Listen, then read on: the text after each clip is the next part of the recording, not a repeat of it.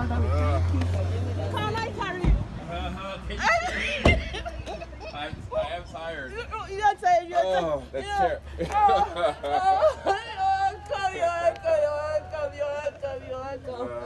terrible. Hello, strong lady. Hello, big man. Hello, big man.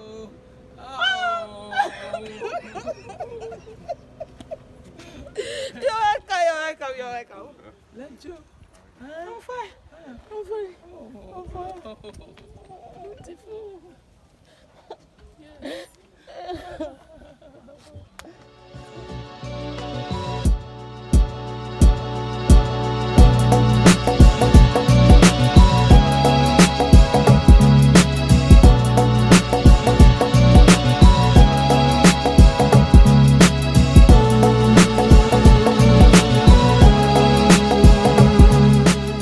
From the pyramids in Giza in Egypt, place of knowledge, and going through a journey lately, and it's brought me a lot of knowledge. And I want to talk about fathers today. Do you love your father? Do you hate your father? Are you living your father's shadow? Are you jealous of your little brother? Are you never enough for your father? These things I want to talk about. So the journey I've been on in the past few weeks in Africa has been life-changing. I met my older sister for the first time in my life. And for about 30 years of my life, I thought that I was the only child. And I recently found I had 4 other brothers and sisters. And this journey has left me frustrated, upset at times, disappointed at times, but it's taught me what it's like to be a man and try to overcome your challenges. So one day, my own children might watch the video and say, you know, we really hate our dad, which would be me. And this will help them to get some clarity. And hopefully if you've had some anger issues towards your father or resentment or disappointment in him, this can help you to work through it.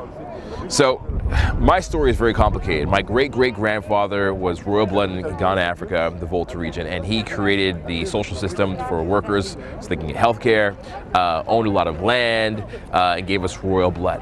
Now this guy, although he was amazing in the community, my dad absolutely hated him. My dad did not even attend my own grandfather's funeral.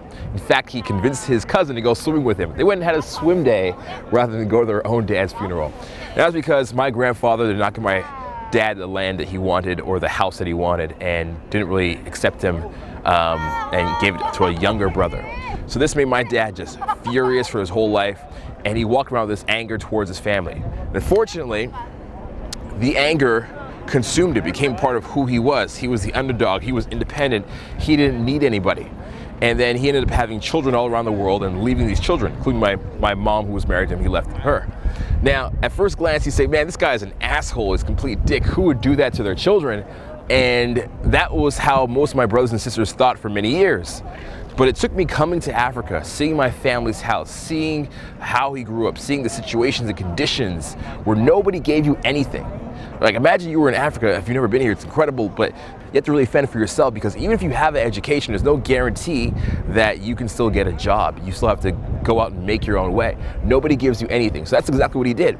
But seeing how people in Africa handle that really changed my opinion of who he was as a man, the conditions that he grew up in.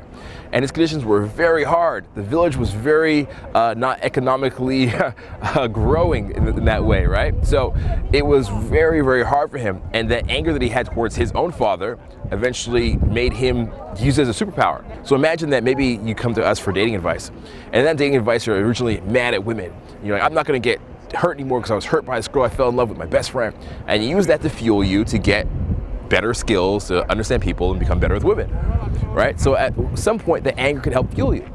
In my dad's case, it fueled him too far, where he just had no emotional ties. He didn't process emotions the same way the average human being does, the way that a father should for their children. He didn't process it that way. And so that is who he is. Can't fault him for that, that's who he is. So a guy like that, right? An awesome, powerful, intelligent guy, working for the United Nations and so on, working for the government, what kind of father is he gonna be? He's gonna be a not great father. You know, he's gonna be the only father that he can be, which is how he is.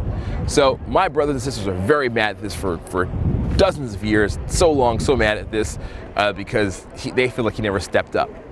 And in my own way, I never actually knew him.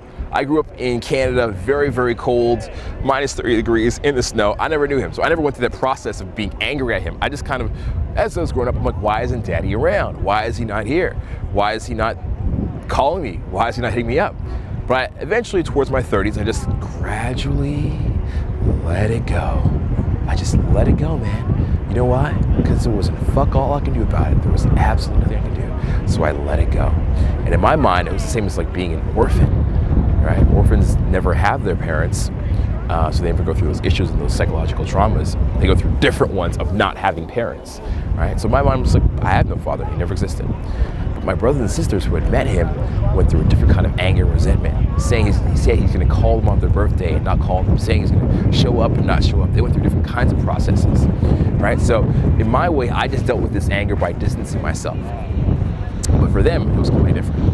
Now, going back to my home country, I was able to see exactly how I grew up, the conditions, and I've had a new understanding of it that I'll explain how I appreciate and how I process what happened.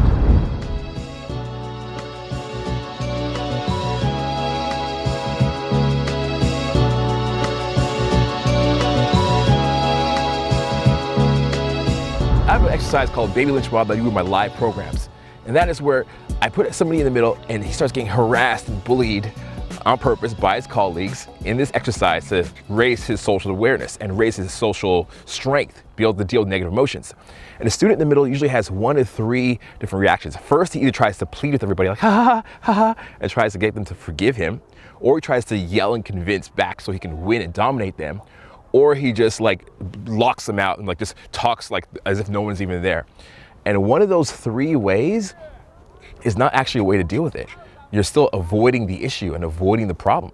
You know, by yelling at somebody, you're just trying to push them back. By blocking them out, you're not actually dealing with it. And then also by laughing it off, you're not dealing with it either. Right? So if you're laughing it off, you're not dealing with it. To help you understand your dad a little bit better, there's a few ways that he might have dealt with stress or trauma, okay? And we can call these muscular armor and bioenergetics, we can call these character profiles or archetypes, whatever. The first one is by laughing it off. So, you know, let's say, for example, somebody's bullied in school and the only way to get out of it is to be like, ha ha ha, nothing's happening to me now, ha ha ha ha, it's all jokes. And they laugh at things that aren't funny because they're trying to like break the tension and just get away from the danger, okay?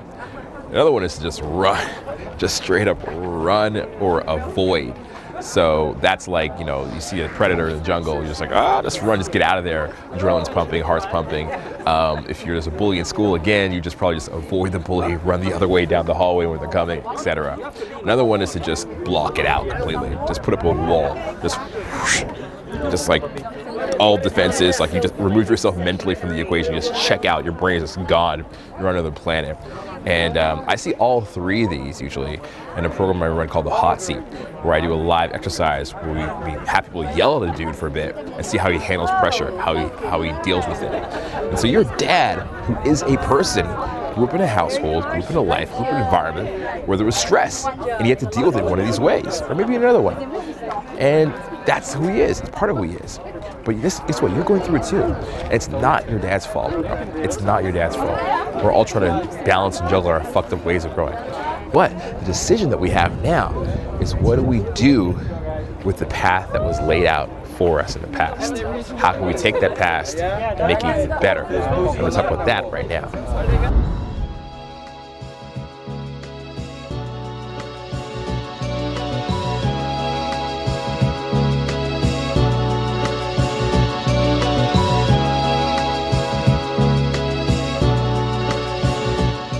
So myself, I would just usually get quiet and fuss up. And as I got older, I had to learn how to actually express myself and have stronger boundaries and say no and really mean it and like look a person in the eye and tell them no. So with my dad, right, your dad also went through this in some way. Your dad has an archetype of how he deals with pressure. And my dad would just block people off and just run away. And your dad did that maybe to you. Maybe your dad was an alcoholic and he dealt with alcohol as his ways of handling trauma, right? He drank it away because physically changing his body helped him change his emotions. Maybe your dad was a little bit abusive. Now, why was he abusive? Who knows? Were his parents abusive to him and he vowed to never do it, but he just had anger issues and he would whip you and lash you out? Like, who knows, bro? Who knows? But our parents have this, they're not perfect. And a lot of this is called constellational therapy, which means that through each generation, there is somebody that is dealing with trauma in their own particular way. So we've all had that, we're all doing it. And you're gonna do it to your children as well. So the goal here is to avoid this going on over and over and over. So what is the point of this whole story that I'm going into? The point is this. This is what I want you to take away from it. There's opportunity for you and also opportunity for your father. Now for my father, the opportunity for him is he's already forgiven. A lot of my siblings haven't forgiven him, but I've forgiven him. I've moved past it. So he is forgiven. I don't even need explanations. I don't need, where'd you go, Dad? What happened? Why'd you do this? I don't need that. I don't even need it. But for him, the opportunity to explain himself, just to get out of his system, just for him, just so he can grow and stop running away from it. That opportunity is there for him. And if he ever wants to do that, I welcome him to do that with open arms, okay? I'm not even mad. I don't want answers. I don't want any money. I want nothing. The opportunity for him to explain himself for himself and get off his chest is there. Now for me, what does it do? It creates an opportunity to be completely independent. You know, I had to raise myself without a dad, without any proper male role models and figures. I had to raise myself.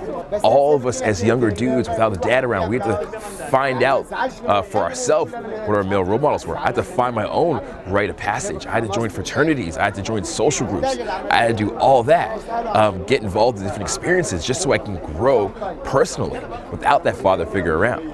And that has forced me to find these rituals that I can now pass on to a generation of you guys watching these videos and being a part of RSD and all that. So, you know, I made lemonade out of the lemon, so to speak. So it's an opportunity for each of you. And even if you had a horrible relationship with your father, try to see the opportunity in it. Try to see what you can do for yourself. Look for how you can grow. Look for different ways that you're able to find this light at the end of the tunnel and see the good in this and allow it to make you stronger. All right, that's my message here. I'm not going to plug any products at the end of this. I'm just happy to do this, happy to be a part of this, happy to share this with you. And that's it. Subscribe if you like the videos so I can do more like this, and leave a comment. If you're having some challenges with your dad, or if you had some challenges with your dad growing up, leave a comment. Let's get some discussions going and see how other people besides yourself have roofs above it. Thank you very much. As always, keep in touch. Don't be a stranger.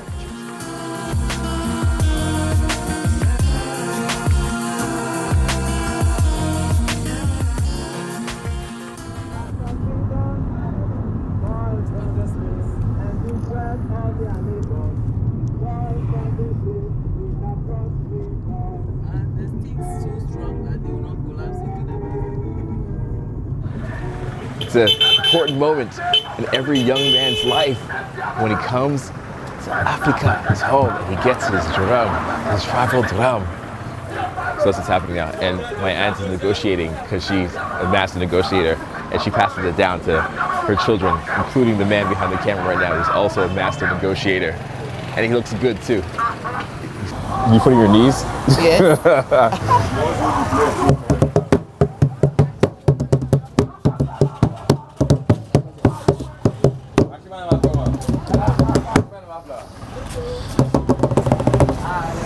Nice. Rap along the line? What should I rap? What should I rap? What time? Okay. What time months ago that I came to Ghana, I came looking for answers. I dropped a rap. This is so bad.